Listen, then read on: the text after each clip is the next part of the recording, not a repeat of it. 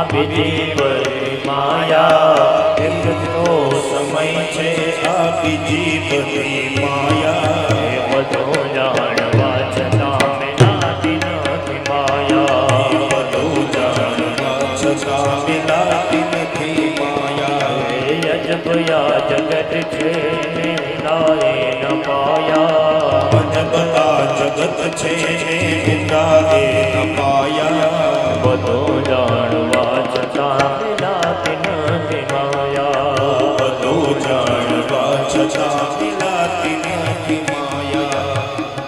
ચિત્ર વિચિત્ર છે આ બધું. મરણના સમયે કોઈ ગણેશજીને યાદ કરતું નથી અને મંડપમાં કોઈના લગ્નમાં હે રામ કોઈ કહેતું નથી. આ તો સમય જ છે, બીજી બધી માયા છે. આ વિષયમાં તમારે શું કહેવું? બધા શા માટે સુખની પાછળ દોડે છે? કર્મ સુખ માટે શા માટે કરે છે? છતાં પણ સુખ તો પ્રાપ્ત થતું જ નથી. મેં વ્યાસજીના મુખેથી ઊંચ નીચના વર્ણો ધર્મનું ઘણી વખત સાંભળ્યું છે, પણ શ્રી કૃષ્ણના કથામૃતનો પ્રવાહ છોડીને અન્ય બધું છે સ્વલ્પ સુખદાયક છે. બીજી જેટલી પણ વાતો કરીએ એ બધું સામાન્ય સુખ છે. સાચું સુખ જો કોઈ હે દ્વિજવર તો ભગવાનની કથા છે. એનાથી બીજું સાચું સુખ બીજા કહેવાય જ નથી. પરાવરેશામ ભગવન વ્રતાની શ્રુતાની મે વ્યાસમુખાદ ભીષણમ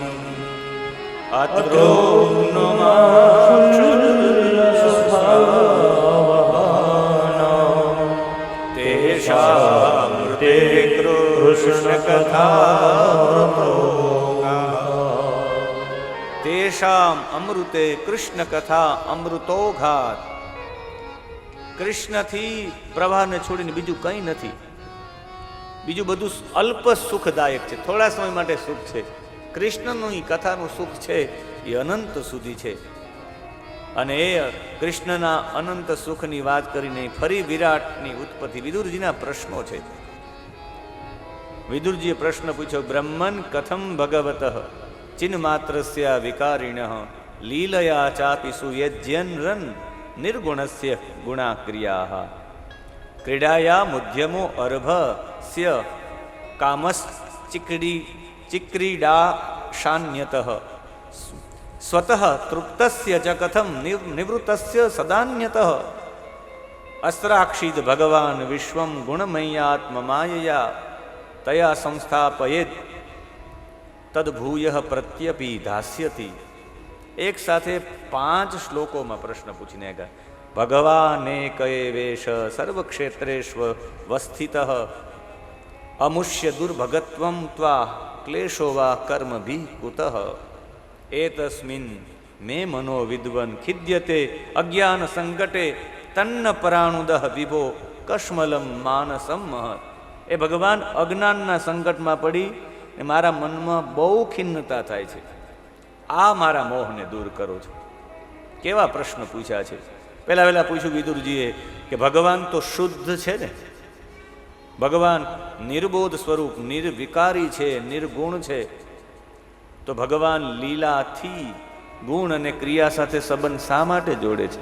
ભગવાન લીલા કરે છે એનો મતલબ છે ભગવાન જો નિર્ગુણ હોય તો ગુણ સાથે જોડાયા વિના લીલા થઈ શકતી નથી. તો ભગવાન લીલા પણ કરે છે એક તરફથી આપણે કહીએ તો એને નિર્વિકારી કે નિર્ગુણી કેમ કહી શકાય? એ શુદ્ધ બોધ સ્વરૂપ હોય તો ક્રિયા સાથે સંબંધ શા માટે જોડે? જો એ શુદ્ધ બુદ્ધ બોધ સ્વરૂપ હોય, નિર્વિકાર હોય તો ક્રિયા સાથેનો સંબંધ જ ન હોતો. લીલા કરીને પણ ક્રિયા તો કરે જ છે. બાળકની અંદર કામનાઓ હોય, બધા સાથે રમવાની એની ઈચ્છા થાય, કામના વિના રમવાની ઈચ્છા ન થાય. જો ભગવાન એકાકી નેવ રમતે, જો ઉપનિષદ કહેતું હોય કે એકલા રમતા નથી, બાળકની અંદર કામના છે તો જ રમવાની ઈચ્છા કરે, તો ભગવાન નીચે આવીને રમત કરવા માટે આવે છે. આ જગત શા માટે? તો કે ભગવાનની લીલા વત્તુ કૈવલમ, ભગવાન ખાલી રમત કરવા માટે આવે છે. તો કામના વિના થોડી રમત થાય. ભગવાનને એક તરફથી તો આપણે નિત્ય તૃપ્ત કહીએ, પૂર્ણ કામ કહીએ, તો શા માટે ભગવાન ક્રીડા કરવા માટે સંકલ્પ કરે છે? અહીંયા સુધી તૃપ્ત થયેલા હોય તો પછી સંકલ્પ જ ન કરવો જોઈએ. ભગવાન પોતાની માયાથી જગતની રચના કરે છે, બધા એવું કહે છે, પાલન પણ કરે છે પોતાની માયાથી અને સંહાર પણ કરે છે. તો મને સમજાવો કે ભગવાન માયાની સાથે સંયોગ કરવાથી જ આ બધું થાય, તો ભગવાનને અસંગી કેમ કહી શકાય? દરેકના ક્ષેત્રોમાં ભગવાન સાક્ષી રૂપે હોય તો આ ક્લેશની પ્રાપ્તિ બધાને શા માટે થાય? શા માટે બધા જગતમાં દુઃખી થાય? મને આમનો જવાબ આપો. અને એના જવાબમાં કહે કે ભગવાન તો બધાની અંદર છે. જેવી રીતે સ્વપ્નમાં આવેલું સ્વપ્ન આપણે એવું થાય છે કે ખરાખરમાં આપણી રીતે બને છે, અને જાગવાની સાથે સ્વપ્નમાં તમારો હાથ કપાઈ ગયો હોય તમને લાગવા માંડે ખરેખર મારો કોઈ હાથ કાપી નાખ્યો છે. પણ જેવા તમે સ્વપ્નમાંથી બહાર નીકળી જાઓ તમને એવું લાગે કે આ બધું જૂઠું હતું. એમ એક વખત જે વ્યક્તિ જાગૃત અવસ્થાને પ્રાપ્ત કરી લે પછી આ બધું તો એના માટે જૂઠું લાગે, આખું જગત જ જૂઠું છે. અને એ બ્રહ્માજી કહે કે લાંબા સમય પછી પણ હું જેને જાણી શકો છું એવા પરમાત્મા. 10 પ્રકારની સૃષ્ટિનું અહીંયા વર્ણન છે. પહેલા મહત્તત્વની સૃષ્ટિ થઈ છે. પહેલી સૃષ્ટિ ભગવાનમાંથી પોતાની શક્તિ ઉત્પન્ન થઈ, અલગ થઈ અને બુદ્ધિના રૂપમાં પરિણમી. સત્વગુણની અંદર વિષમતા જાગી અને એ પહેલી સૃષ્ટિ ભગવાનમાંથી શક્તિ અલગ પડી, એ પહેલી સૃષ્ટિ જેને મહત્તત્વની સૃષ્ટિ કહેવાય. અને શક્તિ અલગ થઈ તો સ્વાભાવિક છે, એમાંથી અલગ થઈ એટલે હું અલગ છું એવો ભાવ, એને જ અહમ ભાવ કહેવાય. એ અલગ થયો એટલે એમાંથી પૃથ્વી, જલ, તેજ, વાયુ અને આકાશે 5 તત્વો એ પ્રકૃતિમાંથી, પુરુષમાંથી અલગ થયેલી પ્રકૃતિમાંથી 5 તત્વો અલગ થયા. એને જ પ્રકૃતિ કહેવાય, 5 તત્વો વાળી. પંચ મહાભૂત થયા, પછી જ્ઞાનેન્દ્રિય, કર્મેન્દ્રિય, એ થઈ 24 તત્વોની પ્રકૃતિ ભગવાનથી અલગ થયા એટલે 24 તત્વો અલગ થયા. અને એ 24 તત્વો અલગ થયા, એ 24 તત્વો અલગ થયા તો એની 5 માત્રા થઈ, તન માત્રા, રસ, રૂપ, ગંધ, શબ્દ, સ્પર્શ એ થયા. એને ભૂત સર્ગ કહેવાય. હવે એ રસ, રૂપ, ગંધ, શબ્દ, સ્પર્શ એ ઉત્પન્ન થયા તો એને મેળવવા માટે ઇન્દ્રિયો ઉત્પન્ન થઈ. ઇન્દ્રિયો ઉત્પન્ન થઈ એ ચોથી સૃષ્ટિ થઈ. અને ઇન્દ્રિયો બધું ભોગવવા માંડ્યું એટલે એનાથી મન, સાત્વિક અહંકારથી મન ઉત્પન્ન થયું, 5મી સૃષ્ટિ થઈ. પછી સત્વગુણ, રજોગુણ ને તમોગુણ, તમોગુણથી અવિદ્યા ઉત્પન્ન થઈ. એની 5 અવિદ્યા છે, તમ, મોહ, અંધ તામરીસ અને મદામોહ, આ 5 ગ્રંથિઓ. 6ઠી સૃષ્ટિ થઈ અવિદ્યા. આને બધાને પ્રાકૃત સર્જનો કહેવાય. પછી વૈકૃત સર્જનો થયા. 7મી સૃષ્ટિ થઈ. સૌથી પહેલા વૃક્ષો જમીનમાંથી ફાડીને નીકળ્યા, ઉદ્ભિજ સૃષ્ટિ કહેવાય.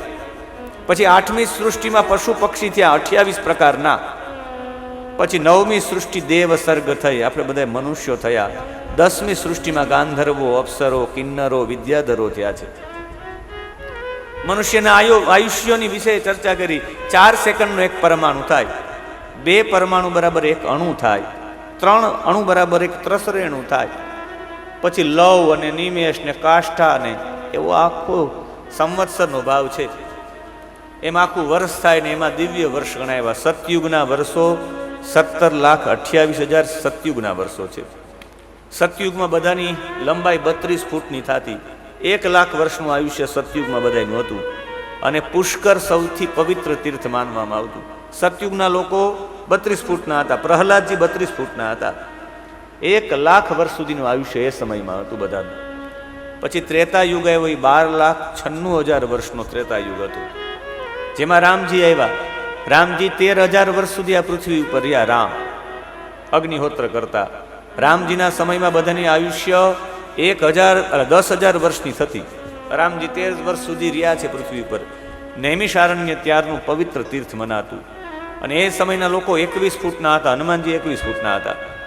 એના પછી દ્વાપર યુગ આવ્યા, જેમાં કૃષ્ણ આવ્યા છે. 8,64,000 વર્ષનો દ્વાપર યુગ થાય ત્યારે 11 ફૂટની લંબાઈ હતી. કૃષ્ણ 11 ફૂટના હતા. 1,000 વર્ષનું આયુષ્ય હતું. બધા લાંબુ જીવાતા. એ કૃષ્ણ જ 125 વર્ષ રહ્યા. એણે પોતાનું આયુષ્ય ક્યારેક પરીક્ષિતને આપી દીધું, ક્યારેક ગુરુના પુત્રને આપી દીધું, ક્યારેક ગોવાળિયાઓ જે ગુજરી ગયા એને આપી દીધું, ક્યારેક ગાયો ગુજરી ગઈ એને આયુષ્ય આપી દીધું ભગવાન. બાકી 1,000 વર્ષનું આયુષ્ય એ સમયમાં બધાને થતું. કુરુક્ષેત્ર પવિત્ર તીર્થ માનવામાં આવતું. હજારો અશ્વમેધ યાગ ત્યાં થયા. ખેડવાની મનાઈ કરી હતી એને. બ્રહ્માજી કહ્યું, હે કુરુ રાજા, તમે આને ખેડો નહીં, આ પવિત્ર ભૂમિ છે, એને પવિત્ર જ રહેવા દો. અહીં કોઈના મૃત્યુ થશે તો એનો સ્વર્ગમાં વાસ થશે. એટલે બધા લડ્યા કુરુક્ષેત્રમાં. એ ધર્મક્ષેત્ર હતું. કુરુએ ખેડ્યું નહીં એ જમીન, કુરુએ પણ ત્યાં તપ કર્યું એટલે કુરુક્ષેત્ર થઈ ગયું છે. કુરુક્ષેત્રમાં બધાની મુક્તિ કરવા માટે કૃષ્ણએ યુદ્ધનું મેદાન પોતે પસંદ કર્યું હતું. 11 ફૂટની લંબાઈ હતી. કલયુગમાં 4,32,000 વર્ષનો કળિયુગ છે. 100 વર્ષનું આયુષ્ય છે. કળિયુગમાં 100 વર્ષથી કોઈ ઉપર નહીં જીવે. હજી તો શરૂઆત જ છે કલયુગની. હજી તો ઘોડિયામાં ઝૂલે છે, પારણે છે, ત્યાં 80માં ને 70માં ને પૂરું થઈ જાય. આગળ તો મારે કહેવું જ નથી કેટલા વર્ષો જીવશું આપણે. ભાગવતજીના છેલ્લા અધ્યાયમાં 12મા સ્કંદમાં છે, કલયુગમાં છેલ્લો કલયુગનો ચરણ ચાલતું છે ને, ત્યારે મનુષ્યનું આયુષ્ય 20-30 વર્ષાણી પરમાયુ કલો નૃણામ. મનુષ્યનું આયુષ્ય 20 વર્ષ ને 30 વર્ષનું જ થશે. હજી તો એ આવવું બાકી છે. હજી આપણે 70-80માં જ છીએ અને 5.5 ફૂટ જ લંબાઈ થશે. 5.5 થી કોઈ લાંબો થાય જ નહીં કળિયુગમાં. હજી કળિયુગની શરૂઆત છે ત્યાં જ બધા કેટલી લંબાઈ, 6 ફૂટથી કોઈ ઊંચો જ ન હોય. આ કલયુગની વિશેષતા છે. 5.5 તો માણ થાય. હાજી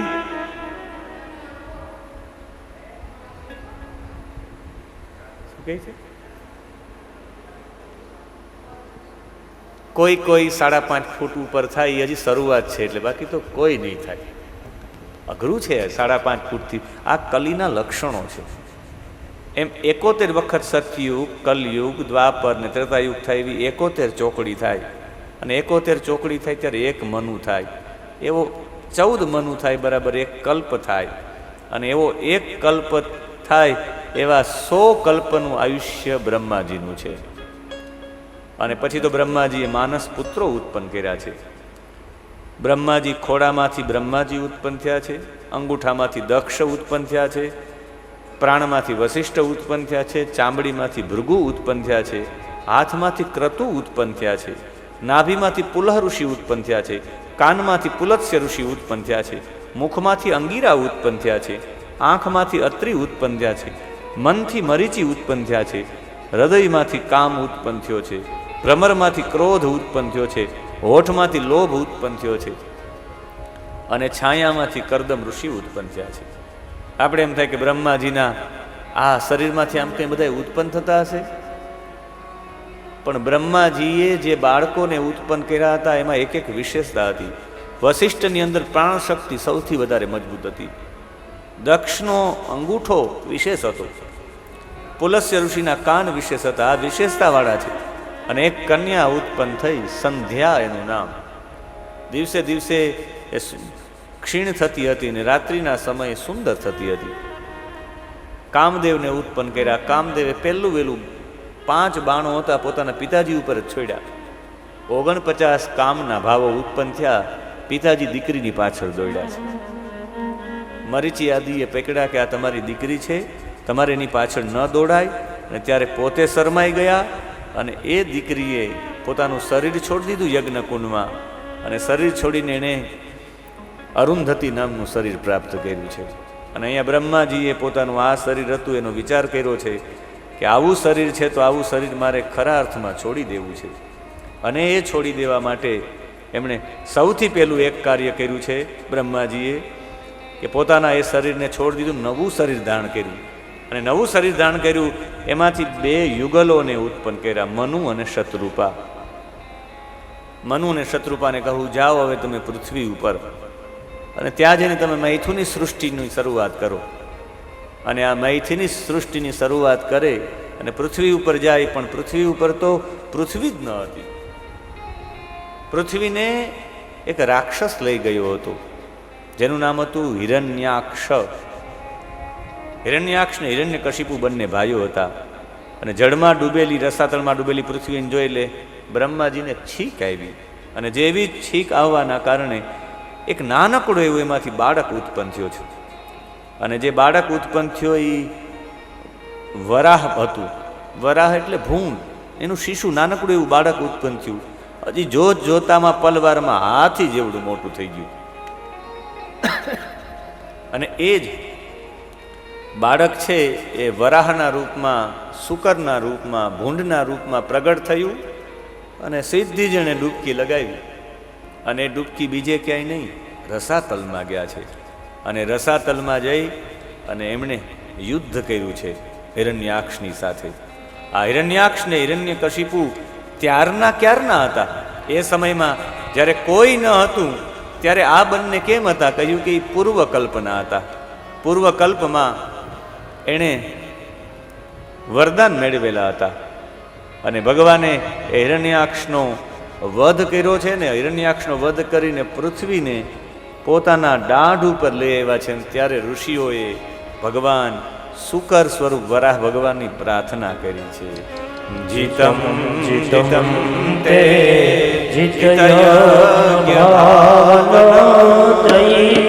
તનું સ્વામ પરિધુન્વતે નમઃ. જીતમ જીતમ તે જીતયર્વાણત્રયી સ્વામ પરિધુન્વતે નમઃ. યત્રો વદતે સુનિર્યાતના યત્રો મગતે તસ્મૈ નમઃ કારણશૂરાય તસ્મૈ નમઃ કારણશૂરાય.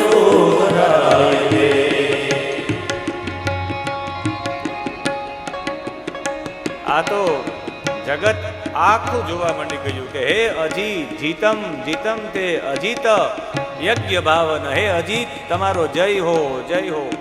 હે યજ્ઞપતિ યજ્ઞ ભાવન. ત્રણે ત્રણ ત્રયીમ તનુમ સ્વામ પરિધુન્વતે નમઃ. ત્રણેય વેદના સ્વરૂપ છે, એ વિગ્રહ છે, એમને પણ ઝાંખા પાડે એવા હે યજ્ઞ પુરુષ, આપને નમસ્કાર છે. તમારા રોમે રોમ બધા યજ્ઞ છે, સંપૂર્ણ યજ્ઞ લીન છે તમારા એક એક રોમની અંદર. અને આ હિરણ્યાક્ષ ને હિરણ્યકશિપુ બંને ભાઈઓ હતા ને એણે શા માટે આવું કર્યું છે? અને ત્યારે કહ્યું કે આ કથા છે જય અને વિજયની. જય અને વિજય બંને લોકો ભગવાનના પાર્ષદ છે અને ભગવાનના પાર્ષદ હોવાના કારણે જય અને વિજય રોજ માટે ભગવાનના દ્વાર પર ઊભા રહે. જે લોકોને વૈકુંઠ જવું હોય એના માટેનો રસ્તો બતાવું. વૈકુંઠનો રસ્તો સાવ સરળ છે અને કોઈને પણ જવું હોય તો જઈ શકે સરળ રીતે. વૈકુંઠમાં જાઓ ત્યારે વૈકુંઠમાં સૌથી પહેલા એક ઉદ્યાન આવે, બગીચો આવે. એ બગીચાનું નામ છે નૈશ્રેયસ. નૈશ્રેયસ નામનો બગીચો છે. અને આ નૈશ્રેયસ નામના બગીચાની પછી એ ઉદ્યાન પછી ત્યાં બધાને આનંદ જ આવે. વૈકુંઠ સુધી પહોંચવું હોય તો પહેલા વહેલા બગીચામાં પહોંચવું પડે, વૃક્ષોની વચ્ચે રહેવું પડે, પુષ્પોની વચ્ચે રહેવું પડે. એટલે દરેક ઘરને વૈકુંઠ બનાવવું હોય તો ઘરની આગળ બગીચો રાખવો, ઘર વૈકુંઠ બની જશે. તમારે વૈકુંઠ પહોંચવું છે, બગીચો હોવો જ જોઈએ. એપાર્ટમેન્ટમાં રહીએ તો શું કરીએ, બગીચાનું શું કરીએ? સાર્વજનિક જગ્યામાં આપણે બગીચો બનાવીએ, આપણે વૃક્ષારોપણ કરીએ. મોટા ભાગના જેટલા પણ વૃક્ષો છે એ વૃક્ષો આપણે સાર્વજનિક પ્લોટમાં વાવી દઈએ. જ્યાં સૌથી વધારે વૃક્ષો છે એ વૃક્ષોનું બગીચો છે. એટલે વૈકુંઠના બગીચાનું નામ છે નૈશ્રેયસમ, એ બગીચાનું નામ છે. અને પછી 7 દરવાજા છે. વૈકુંઠમાં ભગવાન નારાયણ પાસે જવું હોય તો એ પેલા 7 દરવાજાઓ તમારે પાર કરવા પડે. અને 7મા દરવાજે 2 દ્વારપાલો છે જેનું નામ છે જય અને વિજય. અને આ જય અને વિજયને ખરા અર્થમાં શાપ મળેલો હતો એટલે જ હિરણ્યાક્ષ ને હિરણ્યકશિપુ બન્યા છે.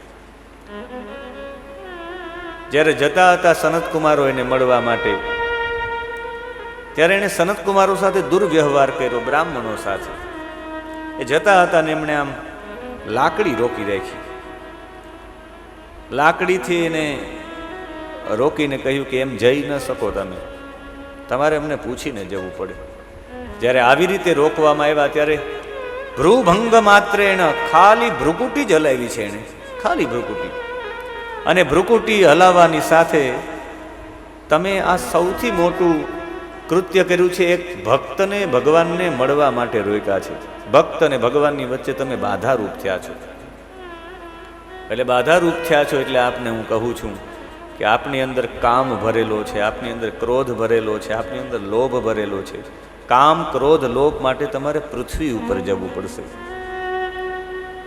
અને પૃથ્વી ઉપર આપણે શા માટે આવીએ છીએ? કામ, ક્રોધ, લોભ દૂર કરવા માટે તો પૃથ્વી ઉપર આવીએ છીએ. આપણે તો અહીં નીચે આવીને કામ, ક્રોધ અને લોભ વધારીએ છીએ.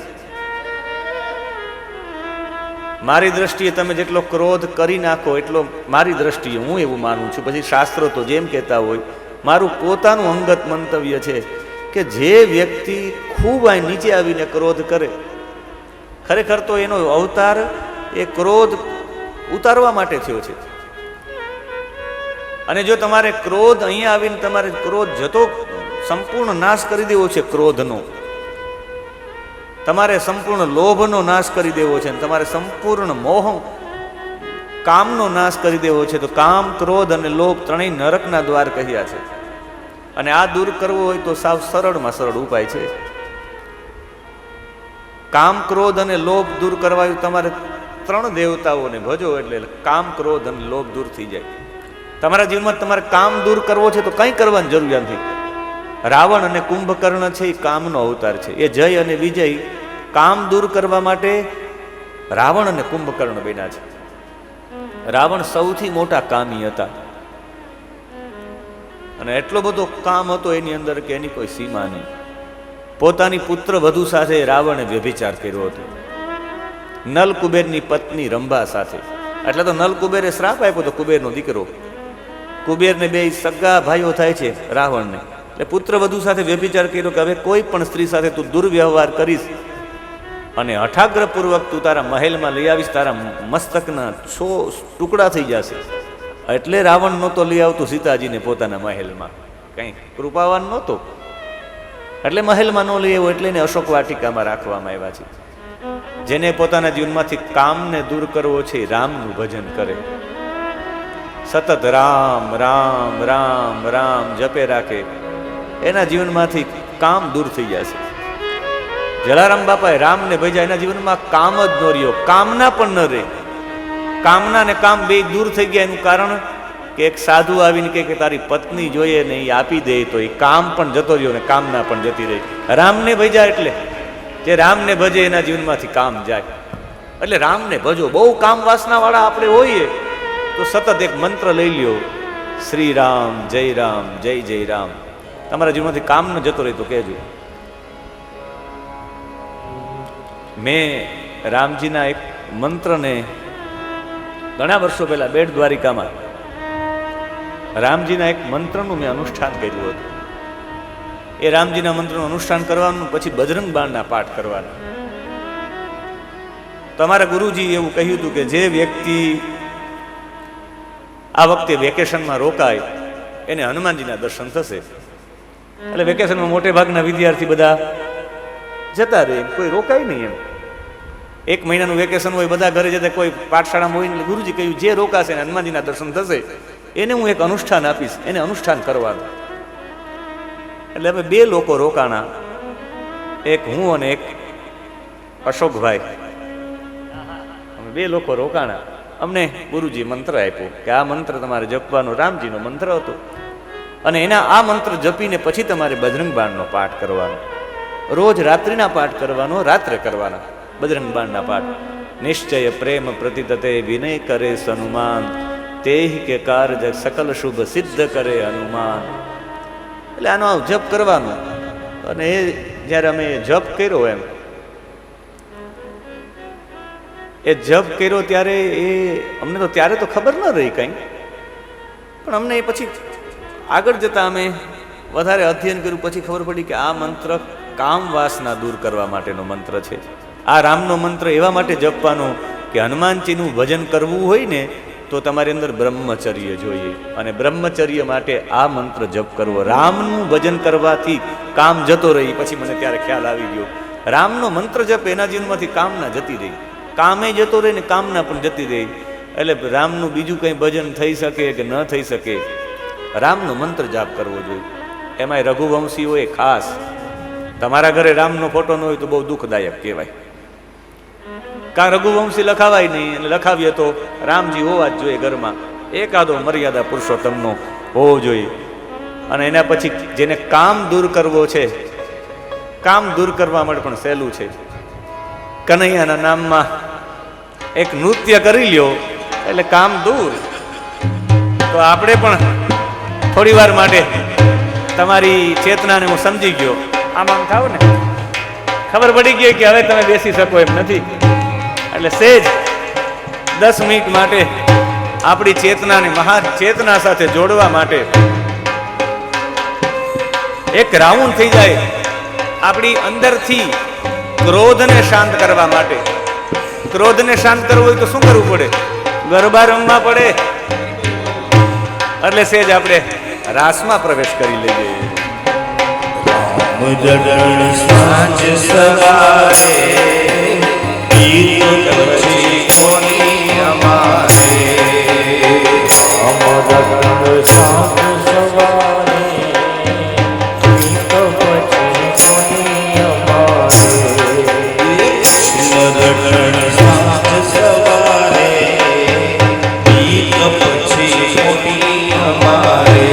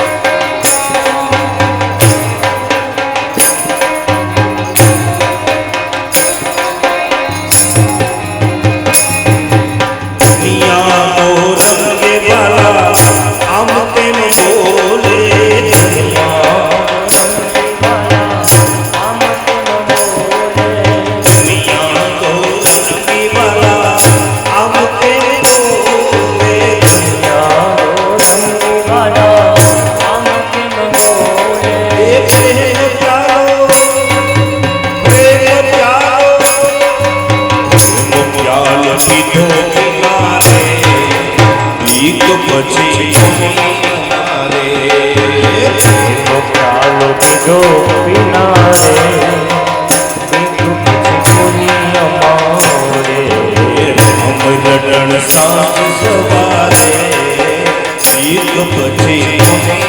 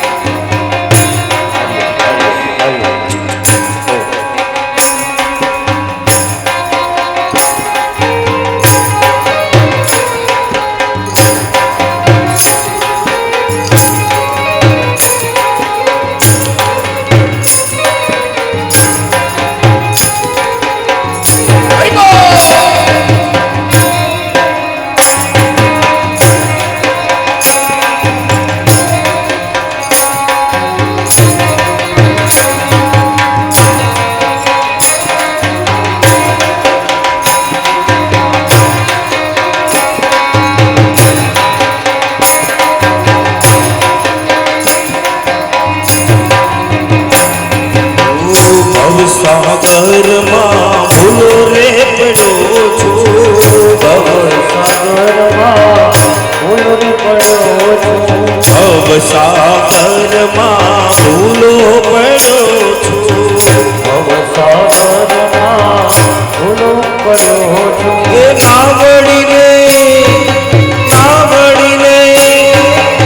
આવડીને હાકો કિનારે ભીખ પછી કોને અમારે. આવડીને હાકો કિનારે ભીખ પછી કોને અમારે. જટણ સાંજ સવારે ભીખ પછી કોને અમારે.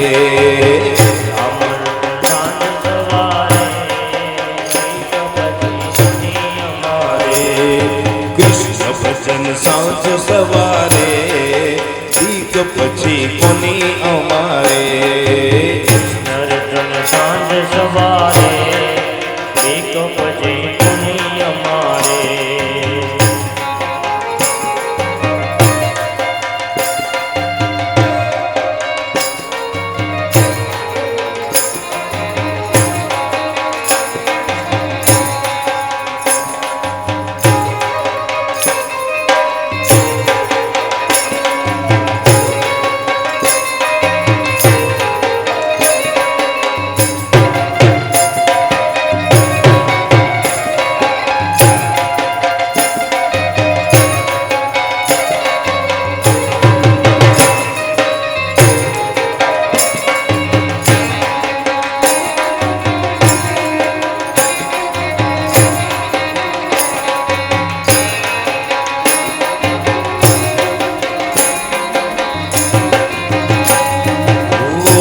રોજ રોજ હું તો રટણ કરું છું રોજ રોજ રોજ ને રોજ કૃષ્ણ રટણ કરું છું રોજ રોજ રામ હું તો રટણ કરું છું એ આવી ઉભો તારે દુવારે બીક પછી કોની અમારે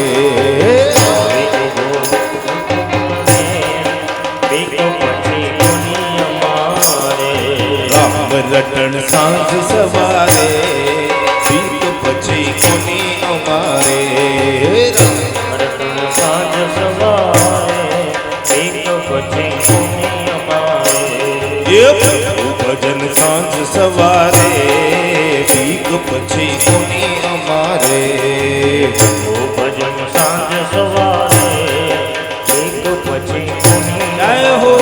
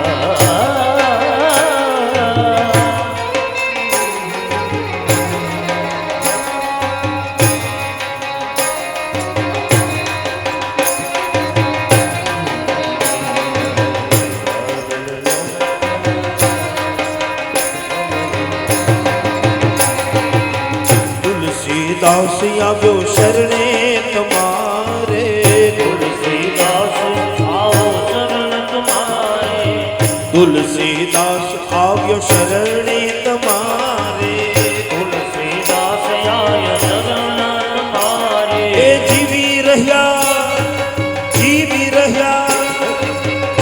રહ્યા તારે સહારે બીક પછી કોની અમારે સહારે એક પછી કોની અમારે એ રામ રટણ સાંજ સવારે બીક પછી કોની અમારે રામ રટણ સાંજ સવારે એક પછી કોની અમારે એ કૃષ્ણ ભજન સાંજ સવારે બીક પછી કોની અમારે રટણ સાંજ સવારે એક પછી કોની અમારે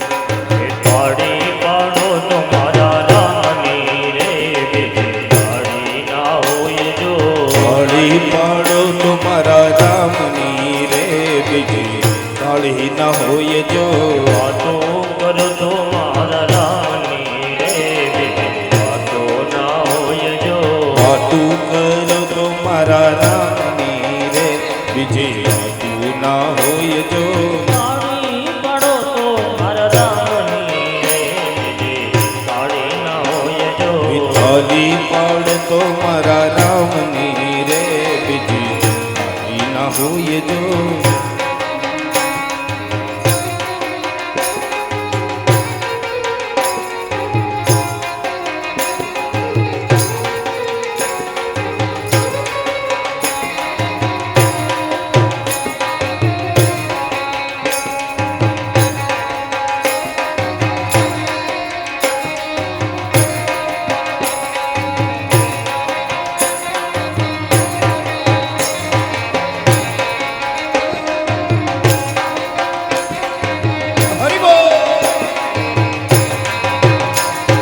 યુવાની યુવાની માં ફેર છે રે યુવાનોને કહેવાય જો યુવાની યુવાની માં ફેર છે રે યુવાનોને કહેવાય જો યુવાનીમાં મીરાબાઈને શ્યામ મળ્યા રે યુવાનોને કહેવાય જો યુવાની માં મીરાબાઈ ને શ્યામ મેળા રે યુવાનોને કહેવાય જો સ્મરણ કરો તો સીતારામનો રે બીજો સ્મરણ ના હોય જો સ્મરણ કરો તો સીતારામનો રે બીજું સ્મરણ ના હોય જો વાતો કરો તો મારા રામની રે બીજી વાતો ના હોય જો વાતું કરો તો મારા રામની રે બીજી વાતું ના હોય જો તાળી પાડો તો મારા રામની રે બીજી તાળી ના હોય જો તાલી પાડ તો મારા રામની રે બીજી તાલી ના હોય જો હરિ બોલ. જય હો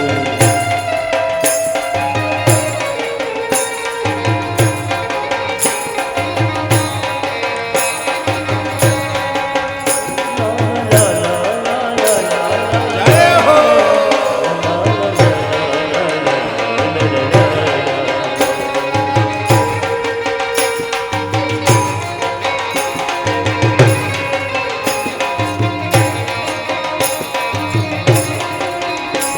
એ દ્વારિકામાં કોણ છે રાજા દ્વારિકામાં કોણ છે એ ડાકોરમાં કોણ છે એ ડાકોરમાં કોણ છે એ સચ્ચા સત્સંગ મારે આજ મને લાલો દેખાય છે આજ મને લાલો દેખાય છે એ ભક્તિના રંગ મારે આજ મને લાલો દેખાય છે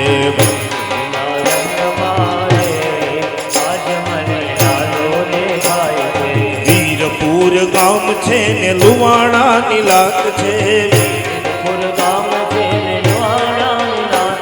એ વીરપુર ગામ છે ને લોહાણાની નાત છે એ જલારામના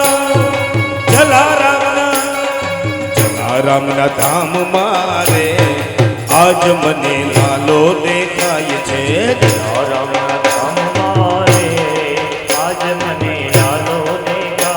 એ સાચા સત્સંગ મારે આજ મને લાલો દેખાય છે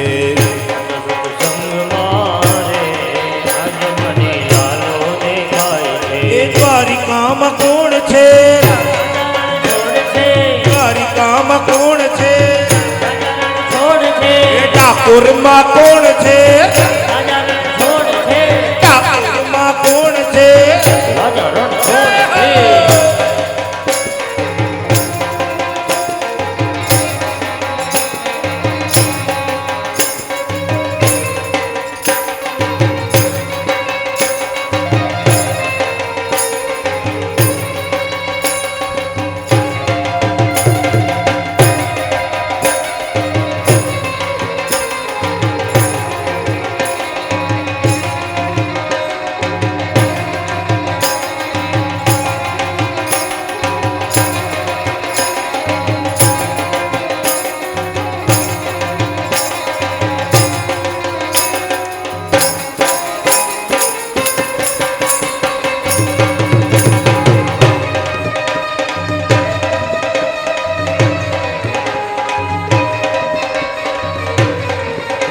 એ જૂનાગઢ ગામ છે ને નાગરોની નાત છે.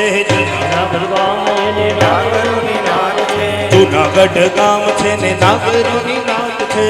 નાગર ગામ એને નાગરોની નાદ છે. એ નરસૈયાના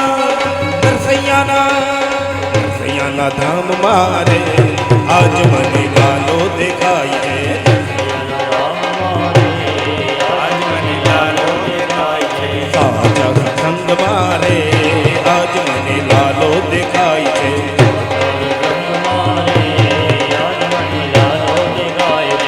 ચિત્તોડ ગામ છે ને મેવાડોની નાત છે. ચિત્તોડ ગામ છે ને મેવાડોની નાદ છે. ચિત્તોડ ગામ છે ને મેવાડોની નાત છે. ગામ એને મેવાડોની નાદ છે. એ મીરાના ઝેર મારે આજ મને લાલો દેખાય છે.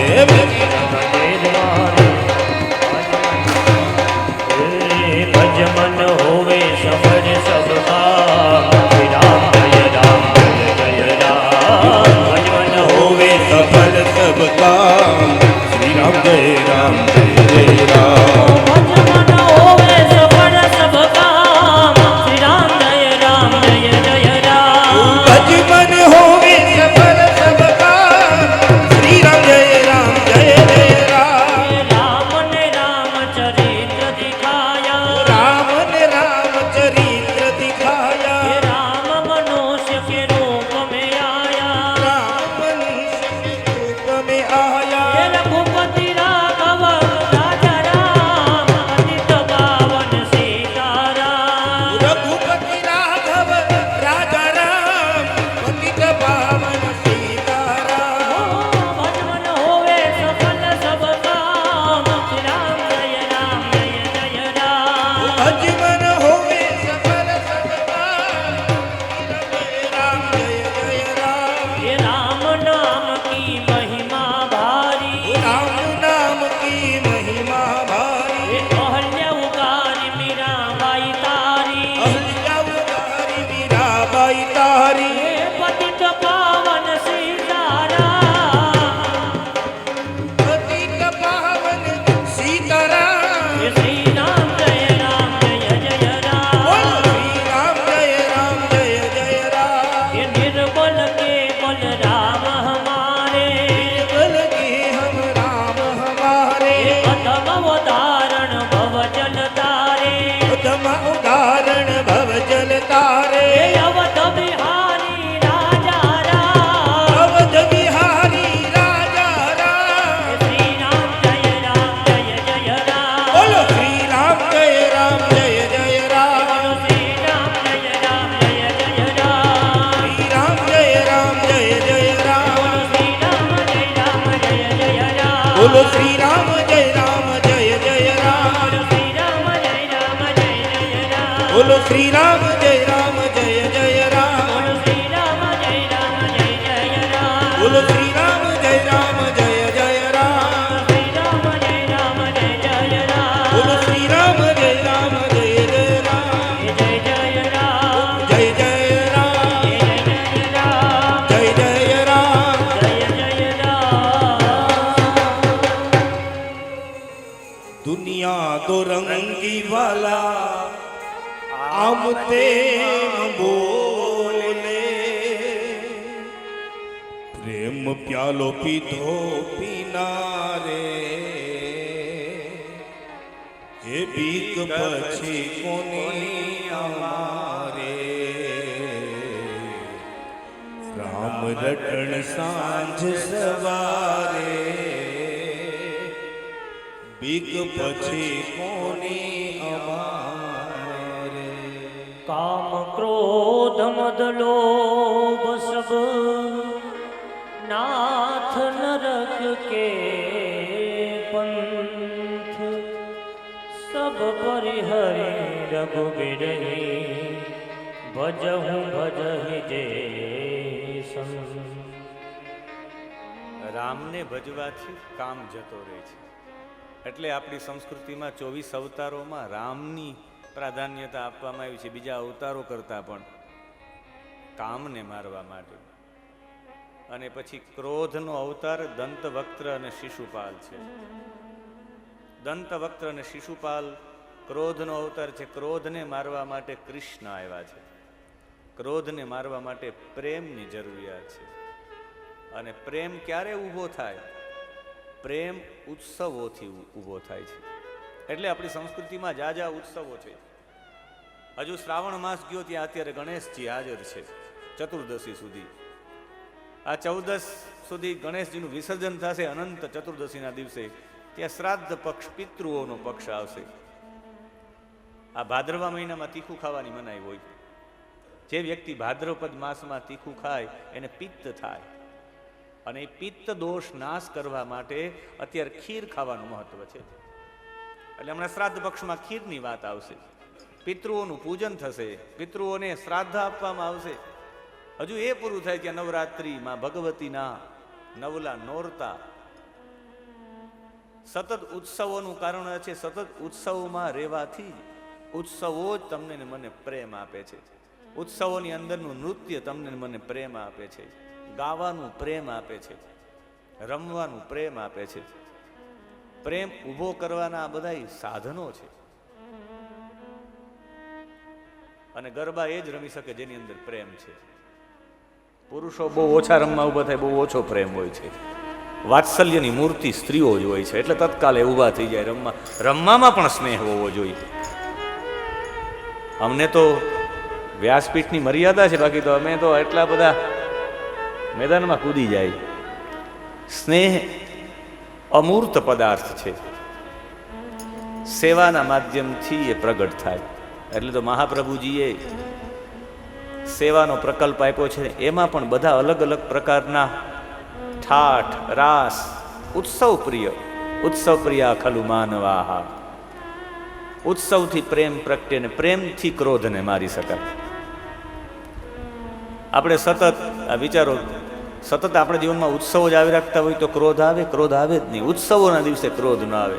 મને બતાવો, જન્માષ્ટમી દિવસે ઉત્સવો ચાલતા હોય, કોઈને ક્રોધ આવે? આપણા ઘરે આવા બધા પ્રસંગો હોય, પ્રસંગ છે ભાઈ, ક્રોધ ન કરતો, ક્રોધ ન કરતો. ક્રોધ કરતો નહીં, આવે જ નહીં. જ્યાં પ્રેમનો એટલું બધું તાણ ચાલતું, અહીંયા ક્રોધ એમાં તણાઈ જાય.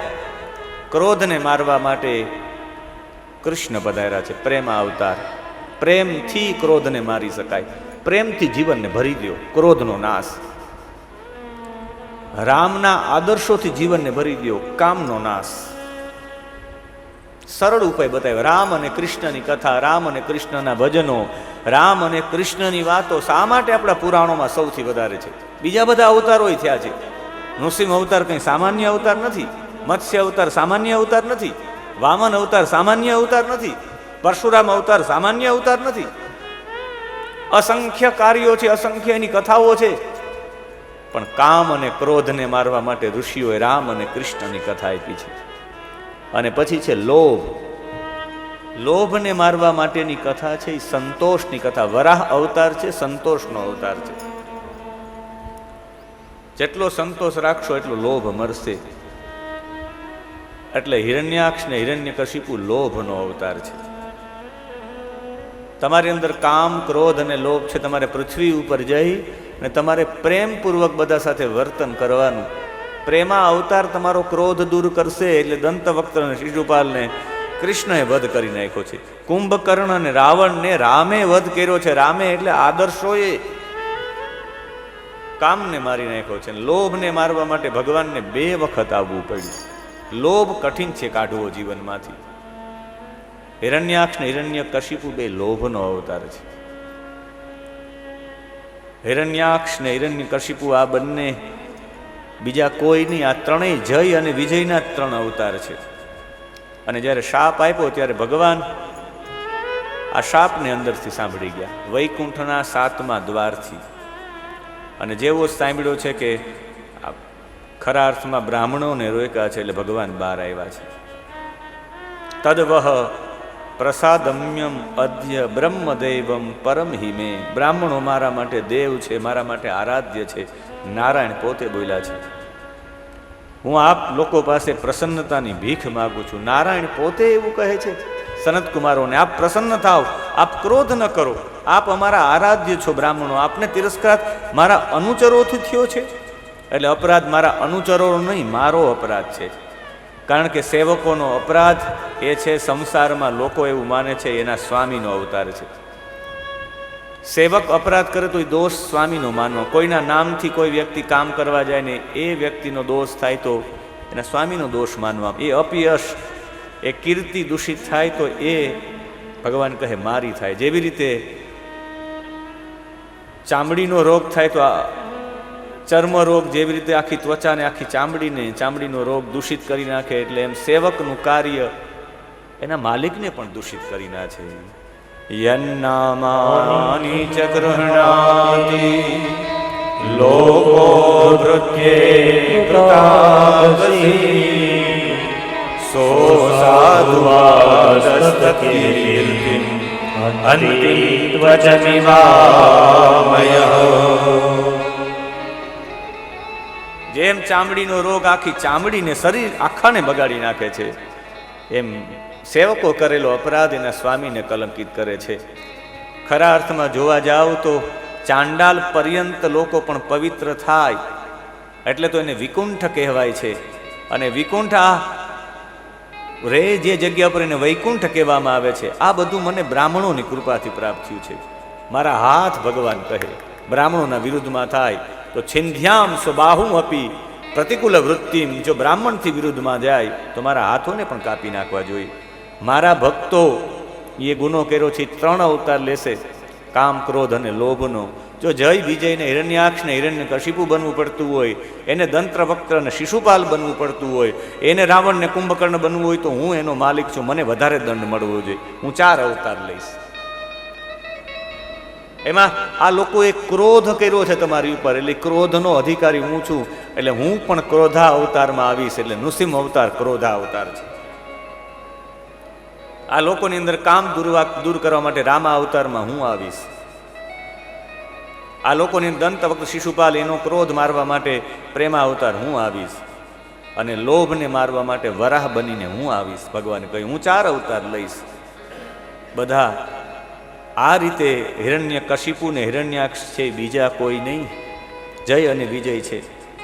એણે દિતિના ગર્ભમાં ધારણ કર્યો છે. ગર્ભ કશ્યપ પ્રજાપતિ સાથે વિવાહ થયા. દક્ષ કન્યા દિતિના, કશ્યપ અને દિતિના લગ્ન થયા. ત્યાં દક્ષે કહ્યું મારી દીકરીની એક પણ ઈચ્છા બાકી ન રહેવી જોઈએ, મારી દીકરીની દરેક ઈચ્છાઓ પૂર્ણ કરજો. અને સાંજના સમયે યજ્ઞ કરી રહ્યા હતા કશ્યપ, ને એ સમયે એણે એનું ઉપવસ્ત્ર પકડ્યું. ઉપવસ્ત્ર પકડીને કહ્યું કે અત્યારે મારે સૌથી મોટી મારી ઈચ્છા છે કે એક સંતાનની પ્રાપ્તિ થાય. આપણે અત્યારે તમે ગર્ભાધાન સંસ્કાર કરો. કહ્યું અત્યારે આ સમય યોગ્ય નથી, મહાદેવને નીકળવાનો સમય થઈ ગયો. તો પણ એણે એક જેમ ગણિકા વસ્ત્ર પકડે એમ આજીજી કરી છે. અને ધર્મશાસ્ત્ર એવું કહે છે કે રજોદર્શનના દિવસોમાં સ્ત્રીની ઈચ્છાઓને પૂર્ણ ન કરે તો પણ દોષ લાગે. એના પિતાજીને વચન આપ્યું હતું એ પ્રકારનો પણ દોષ લાગે. એટલે એ સમયે રતિક્રિયા તો થઈ છે, ગર્ભાધાન સંસ્કાર તો થયો છે, પણ જેવું ગર્ભાધાન સંસ્કાર પૂર્ણ થયો એટલે બહુ દુઃખી થઈને શ્રાપ આપ્યો છે કે આ સમયે તે મારી પાસે આવું કૃત્ય કરાવ્યું છે, હું તને શ્રાપ આપું છું કે તારે અહીંયા જે બંને દીકરાઓ થશે એ બંને દીકરાઓ એવા બધા દુષ્ટ બનશે કે જેની તું કલ્પના નહીં કરી શકીશ. આ બંને દુષ્ટ એવા થશે. અને દુષ્ટ થવાનો શાપ આપ્યો કે 2 રાક્ષસો થશે. રડવા માંડી ગયા છે દીતિ કે તમારા દીકરાને તમે પોતે શાપ આપશો? તો કે તમે અત્યારે આવા સમયે આવી ચર્ચા કરી છે, આવ્યો મારી પાસે વિચાર મૂક્યો છે. એટલે મૈથુને ગર્ભ દુષ્ટતા તો એ ખૂબ રડ્યા. ત્યારે એક વરદાન આપ્યું કે તારા 2 દીકરાઓ તો રાક્ષસ જ થશે, પણ તારા દીકરાને ઘરે એક દીકરાની એવો એક દીકરો પાકશે, એ ભગવત ભક્ત ગણાશે, એને ભાગવત કહેશે લોકો. અને હિરણ્યકશિપુની અહીં પ્રહલાદ થયા છે. 100 વર્ષ સુધી દીતીએ ગર્ભ ધારણ કર્યું કે હું સંતાન જ નહીં આપું. 100 વર્ષ પછી એ ગર્ભમાંથી બંને બાળકો ઉત્પન્ન થયા. એ હિરણ્યાક્ષ અને હિરણ્યકશિપુના નામથી બધા ઓળખે છે. એ બંને જ હિરણ્યાક્ષ ને હિરણ્યકશિપુ થયા. અને એ બંને હિરણ્ય રૂપે અક્ષિણી યસ્ય, જેની આંખ બધામાં પૈસા જ ગોતે છે, એને હિરણ્યાક્ષ કહેવાય.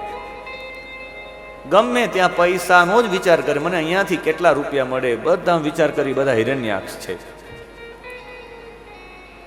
અને હિરણ્ય કશિપુ, કશિપુ એટલે પથારી, પથારીમાં સુવા સમયે પણ જે પૈસાના જ વિચાર કરે હિરણ્ય કશિપુ છે. બંને ભાઈઓએ એની પ્રજાને ભોગવાદી પ્રજા કરી નાખી હતી, બધા ભોગવાદી, પૈસા મેળવવા વાળા. અને સતત જેના જીવનમાં એવો ભોગવાદ જાગે, એના જીવનમાં લોભ જાગે, અને જેના જીવનમાં લોભ જાગે, સંગ્રહ પરાયણતા જેના જીવનમાં આવે, એનું અધપતન થાય. ભોગ વિલાસ તરફ રહેવાવાળી પ્રજાનો ઉદ્ધાર ભગવાને વરાહના રૂપમાં કર્યો છે. પૃથ્વીનો ભાગ પાણીમાં સૌથી વધારે હતો, એ પૃથ્વીના ભાગને પાણીમાંથી બહાર કાઢવાનું કાર્ય એટલે વરાહ કાર્ય. વર એટલે શ્રેષ્ઠ, અહ એટલે દિવસ. કોઈની અંદરથી અંદર પડેલા દૈવી ગુણોને બહાર કાઢવા એ વરાહ વૃત્તિ છે. સમુદ્રને ઓછો કરીને જમીનને વધારવાનું કામ એ સમયમાં થયું. લોભ વૃત્તિ દૂર કરીને કહ્યું કે થોડીક જમીન પણ વધારો, બધાની અંદર લોભ વૃત્તિ દૂર કરી છે. અને સંતોષના માધ્યમથી અમુક લોકોના સંતોષી જીવન જોઈને આપણે પણ ફેરફાર થઈ જાય કે એટલા બધા સંતોષમાં આ બધા જીવે છે ને આપણે લે લે લે લે લાવ લાવ કરીએ છીએ. દરેક ગામમાં એક સંતોષી પુરુષ હોવો જોઈએ, એને જોઈને આપણે સંતોષ થવો જોઈએ કે આપણે આવા વલખા મારીએ.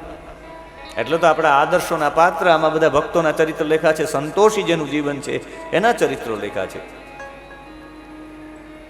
ભગવાને રસાતળમાં વરાહના રૂપમાં જઈને બે જગ્યાએ મુષ્ટિકા મારી છે, એક આંખમાં અને એક કાંઈ કાનની નીચે, બે જગ્યાએ. કરમ કરેણ કર્ણ મૂલે અહન યથાત્વાષ્ટમ મરુત્પતિ. અહીંયા માર મારવામાં આવ્યો છે. લોભ પ્રવેશ અહીંયાથી જ કરે કે અહીંયાથી કરે. બહુ સારું સારું સાંભળીએ ને કોઈ વિશે તો લોભ જાગે કે હું એ લઈ આવું. આંખથી સારી સારી વસ્તુ જોઈએ, કોઈ જ્વેલરીમાં મોટા સોનાના દાગીના, તો લોભ જાગે કે મારે આ લેવું જોઈએ, અને પછી બધું આડાવડું થાય. એટલે એ બંનેને મારીને પોતાની દાઢ ઉપર લઈ આવ્યા છે વરાહ ભગવાન. પૃથ્વીને રોપી છે. અને હરિયતે જનાન જન્મ પ્રતિ ઇતિ હિરણ્યમ. એકથી બીજાના ઘરે દોડે એને હિરણ્યમ કહેવાય. અને પછી તો હિરણ્યાક્ષ ને હિરણ્ય કશિપુ બંને ભાઈઓ હતા, ને બંને ભાઈઓ પૃથ્વીને બહુ ત્રાસ આપ્યો. અને ભગવાનને જ આવવાનું હતું, એટલે ભગવાનનો અવતાર થવાનું ત્યાં સુધી રાહ જોઈ, એટલે એક કલ્પ વીતી ગયો હતો આખો. એટલે જ્યારે પૃથ્વી કંઈ નહોતું, મનુને શત્રુપાને ઉત્પન્ન કર્યા, ત્યારે પૃથ્વીને લઈ ગયો તો આ. અને પછી તો વરાહ ભગવાન દ્વારા હિરણ્યાક્ષનો વધ થયો છે. પૃથ્વી બહાર આપીને કહ્યું કે હવે તમે પૃથ્વી ઉપર જઈ અને આખી સૃષ્ટિ કરો. અહીં બ્રહ્માજીની સૃષ્ટિ બતાવી છે. બ્રહ્માજી એક દિવસ પોતે પોતાના તેજોમય સ્વરૂપનું ધ્યાન કરતા કરતા એણે જોયું કે મારું શરીર તો એકદમ તેજોમય છે. બ્રહ્માજીએ તેજોમય શરીરનું ખાલી ભાવના કરી, એ શરીરમાંથી સાધ્ય ગણો ઉત્પન્ન થયા, પિતૃગણો ઉત્પન્ન થયા. એક દિવસ પાણીની અંદર બ્રહ્માજીએ પોતાના પ્રતિબિંબને જોયું, ને પ્રતિબિંબ સુંદર હતું. પોતાનો પડછાયો પાણીમાં જોયો, અતિ સુંદર હતો, ને એ પડછાયામાંથી કિન્નરો અને કિમપુરુષો ઉત્પન્ન થયા છે.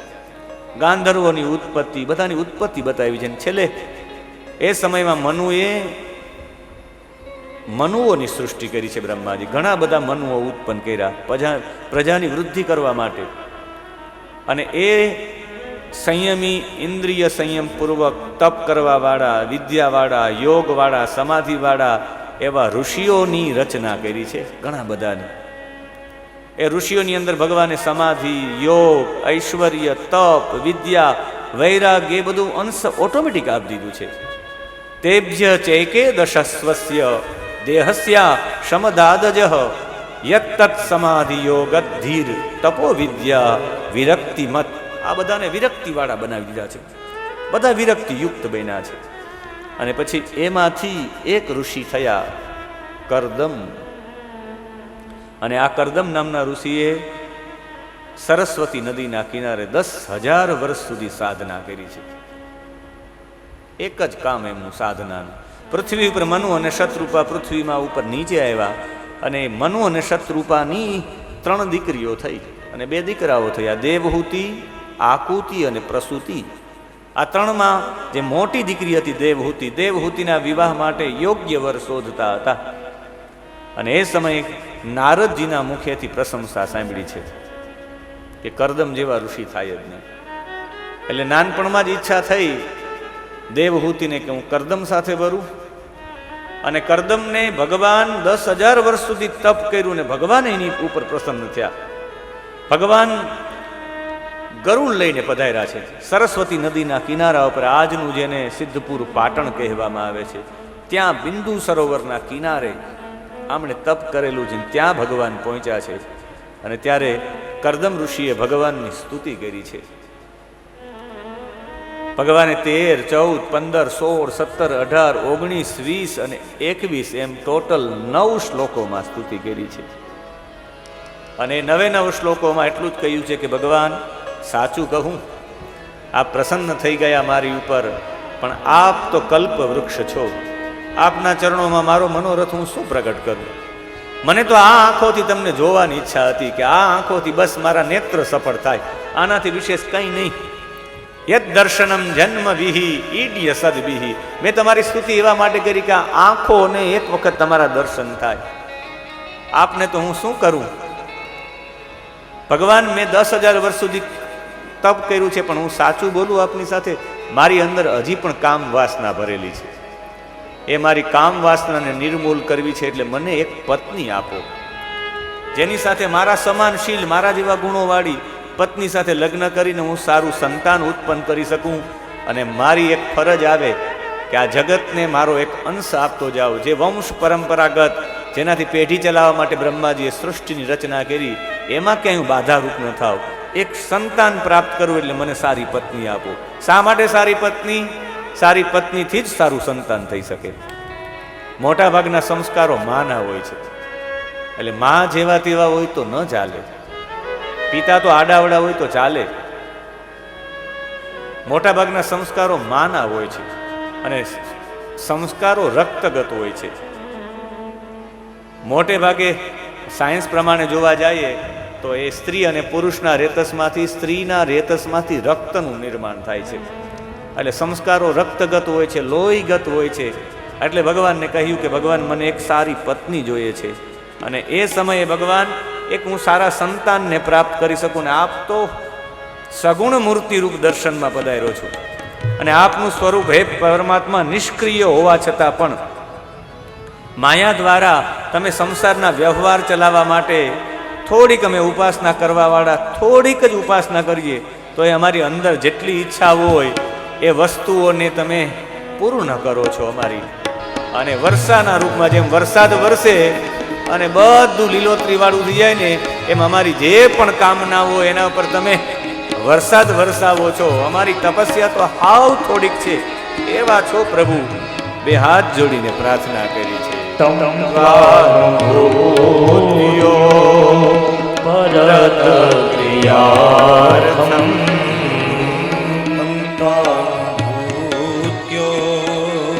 ભરત ક્રિયાર્થમ સ્વમાયયા તિતલોકતંત્રમ સ્વમાયયા તિતલોકતંત્રમ નામ્યભીષણં નમનીયપાદ નમામ્યભીક્ષણં નમનીયપાદ સરોજમલ્પી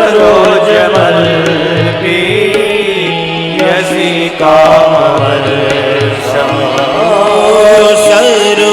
સરોજમલ્પી યસી કામવર્ષમ તન્ત્વાનુભૂયો પરત ક્રિયાર્થમ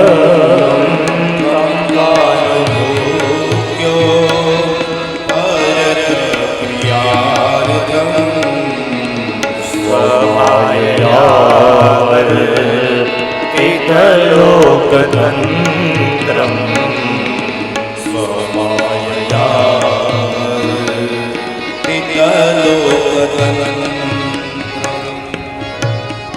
નમામિ અભીક્ષણસમ નમનીય પાદ. તમારા ચરણોને વારંવાર નમસ્કાર છે. સરોજમ અલ્પિયસી કામ વર્ષમ. થોડીક એવી અમારી ઉપાસના હોય તોય તમે કામનાનો વરસાદ કરો છો. એ પરમાત્મા, ભગવાને કહ્યું તમે સારી પત્ની તો મળશે પણ તમને સારો પુત્ર પણ મળશે. અને ભગવાન કહે તમારા અંશથી હું પોતે અવતરિત થઈ, મારે પણ સાંખ્યશાસ્ત્રનો ઉપદેશ આપવા માટે પધારવાનું છે. હું તમારા અંશથી જ પધારીશ.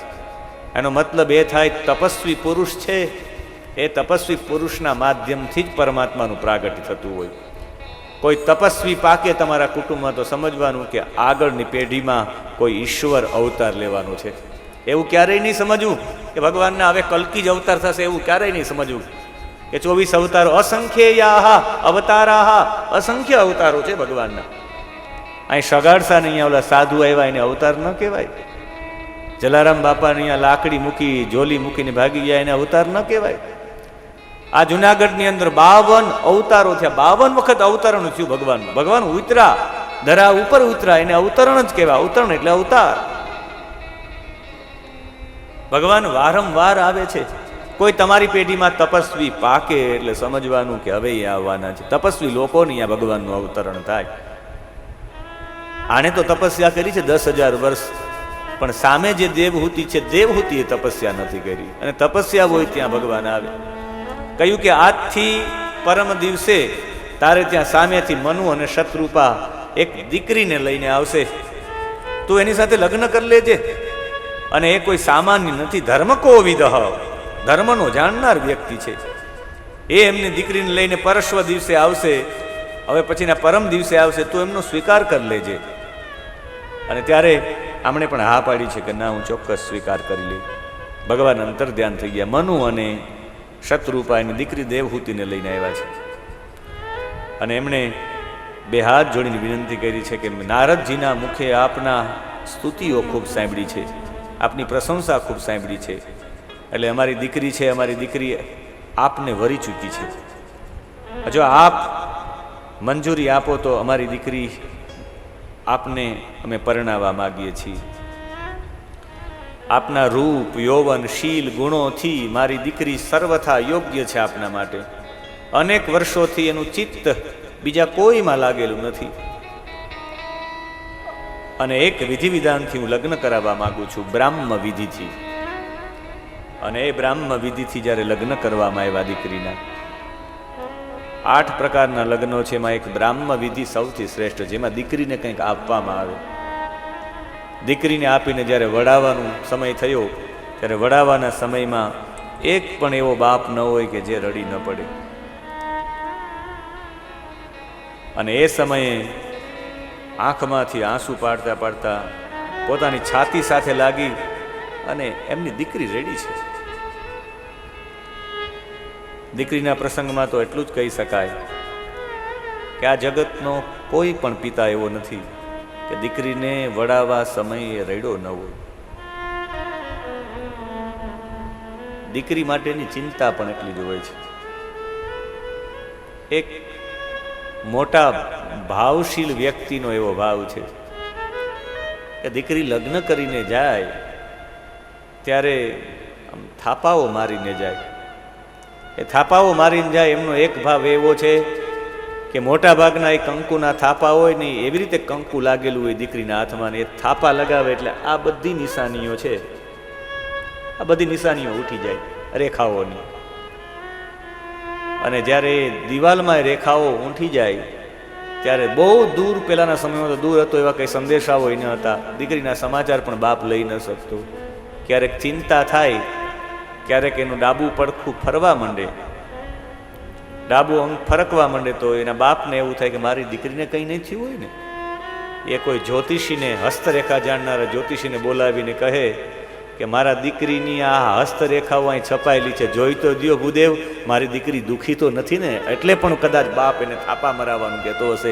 એ રેખાઓ જોઈને પણ બાપનો ભાવ એવો થતો હશે.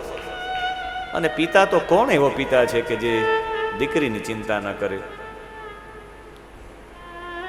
એક આપણા સૌરાષ્ટ્રની એક કથા છે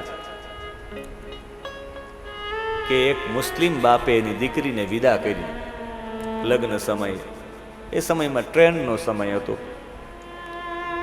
ટ્રેનમાં બેસાડ્યા છે દીકરીને બસ એટલું કદાચ કે દીકરી તું જઈને પત્ર લખજે, તું પહોંચી ગઈ, તું સુખી છે, તું આનંદમાં. દીકરી પત્ર લખજે, પત્ર લખજે. ટ્રેનમાં બેસાડી ત્યાં સુધી દીકરી કહ્યું કે હા બાપુજી હું પત્ર લખીશ. અને એના પિતાજી રોજ માટે રેલવે સ્ટેશન પહોંચી જાય કે આવ્યો છે પત્ર, આવ્યો છે પત્ર.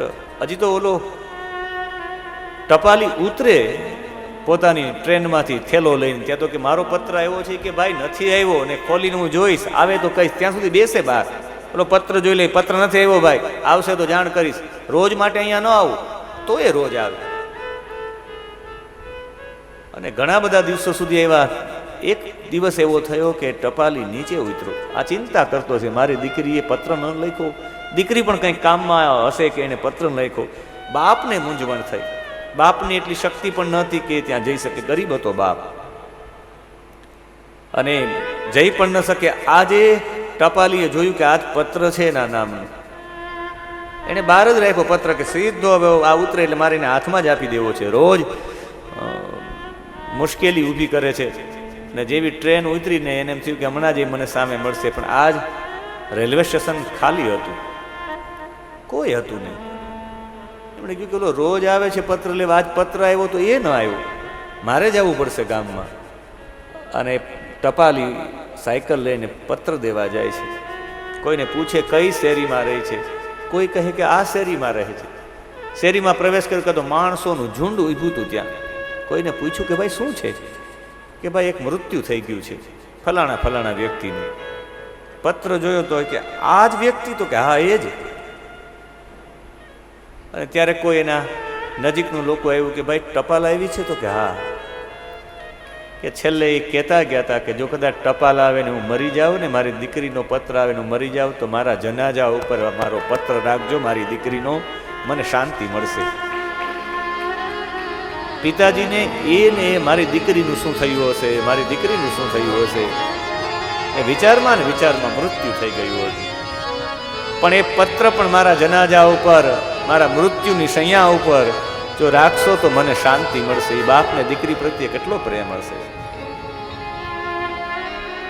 એમ દીકરીને વડાવવા માટે પિતાજીએ પણ શતરૂપા એની દીકરીને પ્રેમપૂર્વક બધા વસ્ત્ર આપ્યા છે, આભૂષણો આપ્યા છે, ગૃહ ઉચિત પાત્ર આપ્યા છે, એને પારી બરહાન મહાધનાન બધું આપ્યું છે.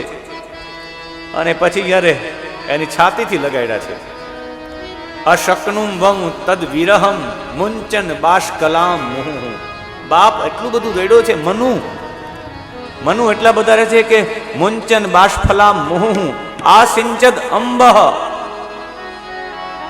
આ સિંચદ આંખમાંથી આંસુઓ પડ્યા. નેત્રે દેર દુહિતુ શિખાહ, આંસુ પાડતા પાડતા પોતાના દીકરીને વડાવ્યા છે. દીકરી મારા ઘરનો દીવો અજવાળાની હે, દીકરી મારા ઘરનો દીવો અજવાળાની હે.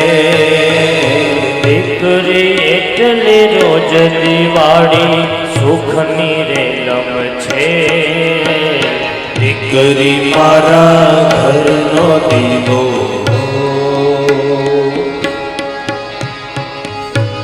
દીકરીની તો એક પરિકલ્પના આપણા માનસમાં એક જુદી છે કે દીકરી આપણો વારસો થોડો રાખે. પણ ભાગવતજીને ખોલવા જાય તો ચોક્કસ હું એટલું કહી શકું કે દીકરીઓ જ વારસો આપ્યો છે. કપિલ અવતાર કોણે આપ્યો? મનુની દીકરી દેવહૂતિએ. પ્રિયવ્રતે નથી આપ્યો. પ્રિયવ્રતના પેઢીમાં ભગવાન આવ્યા છે, પ્રિયવ્રતને ત્યાં નહીં. ઉત્તાનપાદની પેઢીમાં પૃથુનારાયણ આવ્યા છે, ઉત્તાનપાદને ત્યાં નહીં. અને દીકરીઓ તો સીધા ભગવાનને જન્મ આપ્યો છે. દેવહૂતિએ સીધો કપિલને જન્મ આપ્યો છે. પ્રસૂતિના દીકરીના ઘરે, પ્રસૂતિને અહીંયા પણ દીકરી આવી, અને પ્રસૂતિના દીકરીના ઘરે નર નારાયણનો જન્મ થયો છે. અને આકૃતિને ત્યાં યજ્ઞ નારાયણ સાક્ષાત અને દક્ષિણા ઉત્પન્ન થયા છે. દીકરી જ સીધો વારસો આપી શકે. દીકરી વારસો નહીં, હું તો કહું દીકરી ભગવાન આપી શકે. આ ઉત્તાનપાદ અને પ્રિયવ્રતને વાર લાગી છે. દીકરી કોઈ સામાન્ય એને ન સમજો. દીકરી માનો દિલ ધબકારો, દીકરી બાપનો શ્વાસ. દીકરી માનો દિલ ધબકારો, દીકરી બાપનો શ્વાસ.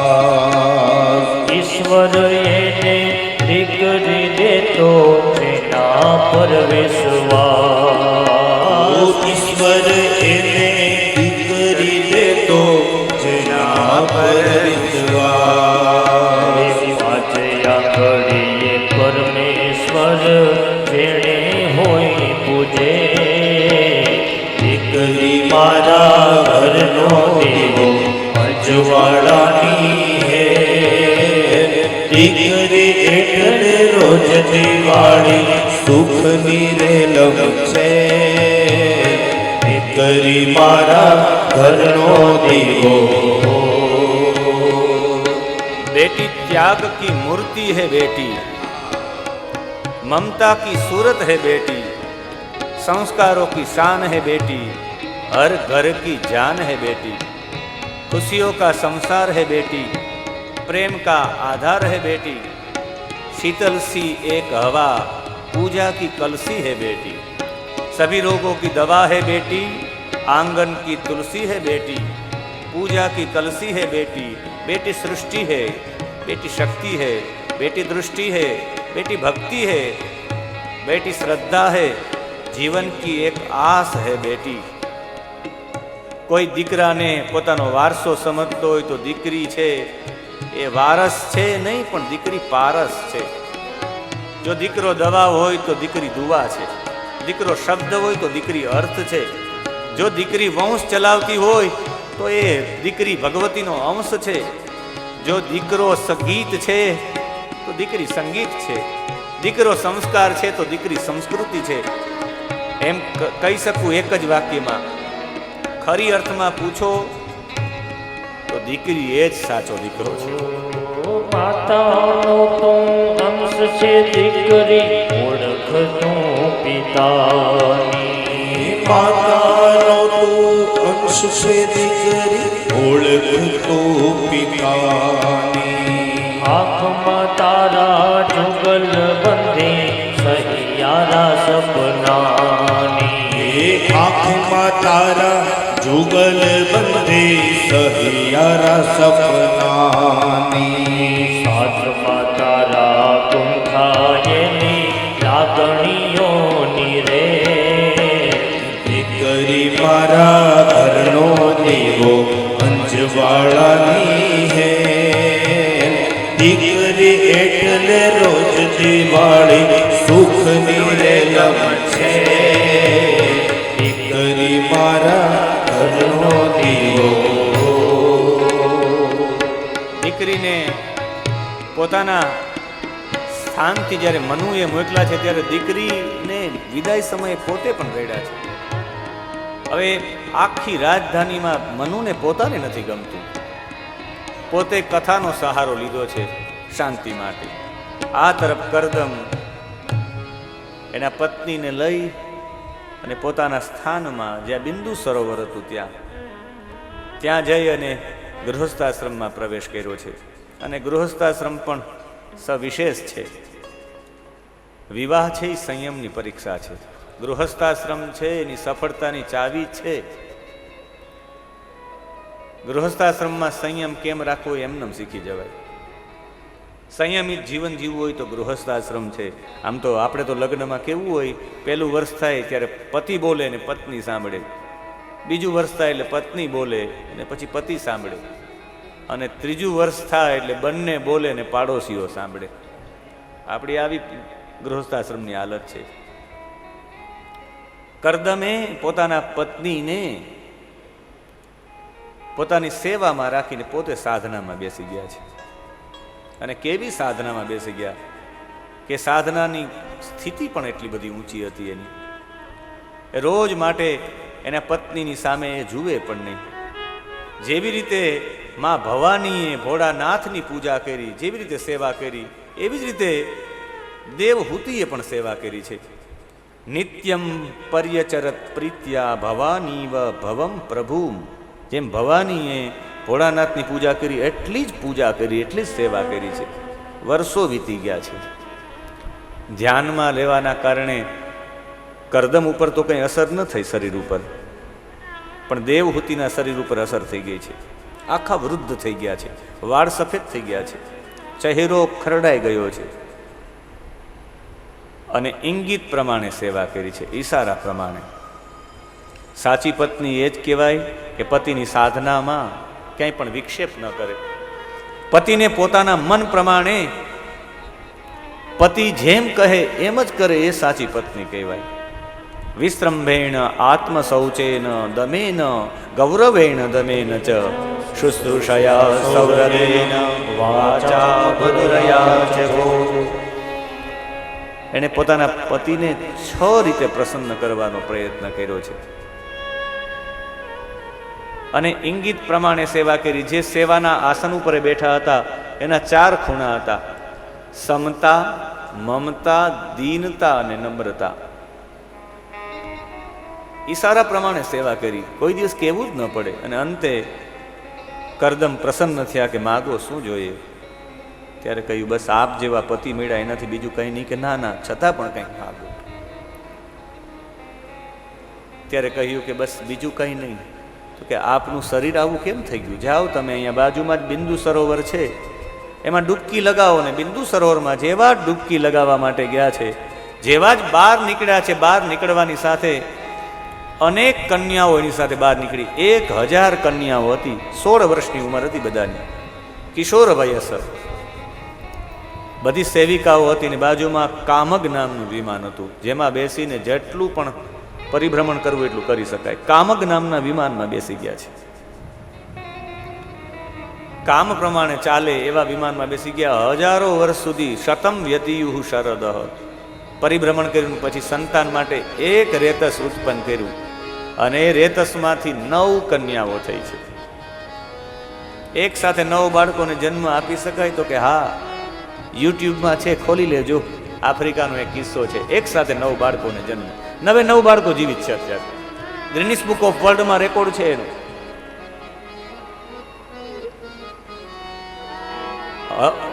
અપસી લોકો છે, 9 બાળકો જીવિત છે. એના માટે એક આખું સ્પેશિયલ એક હોસ્પિટલ ખોલવામાં આવ્યું હતું એની સેવાઓ માટે. 9 બાળકોને જીવિત રાખ્યા છે. અને કહ્યું કે એક જ સંતાનની વાત હતી. કહ્યું કે તમારી રીતે તો ભગવાન સ્વયં પધારવાના છે.